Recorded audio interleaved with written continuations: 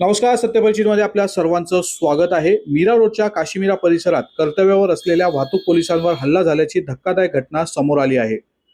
मीरा रोडच्या अमर palace signal जवळ दोन दुचाकीस्वारांमध्ये झालेला वाद सोडवण्यासाठी वाहतूक पोलीस किरण साहने तिथे गेले होते. मिळालेल्या माहितीनुसार एक झोमॅटो डिलिव्हरी बॉय आणि युसुफ राईन याच्यात वाद झाला होता.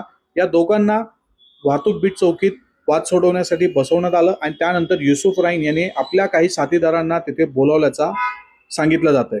काही वेळातच 12 ते 15 जणांचा जमाव त्या ठिकाणी जमा झाला आणि त्यांनी वाहतूक पोलीस किरण साहने यांना मारहाण केल्याचे सांगितले जात आहे. या घटनेत साहने यांच्या डोक्याला दुखापत झाली असून एका महिला वाहतूक पोलिसांनाही धक्काबुक्की करण्यात आल्याची माहिती आहे. या प्रकरणात काशीमीरा पोलिसांनी अब्दुल्ला राईन, युसुफ राईन, सरफराज राईन आणि नायब राईन यांना अटक केली असून भारतीय न्याय संहिता 2023 अंतर्गत विविध कलमानुसार गुन्हे दाखल केले आहेत.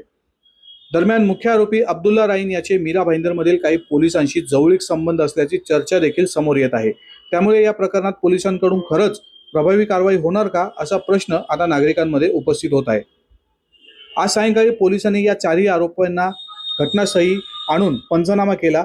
यावेळी मोठा पोलीस बंदोबस्त देखील या ठिकाणी करण्यात आला होता आणि पोलिसांकडून या प्रकरणातील अजून तपास सुरू आहे आणि यापैकी अनोळखी आरोपींचा शोध पोलीस घेत आहेत. मॅडमला बोला मॅडम.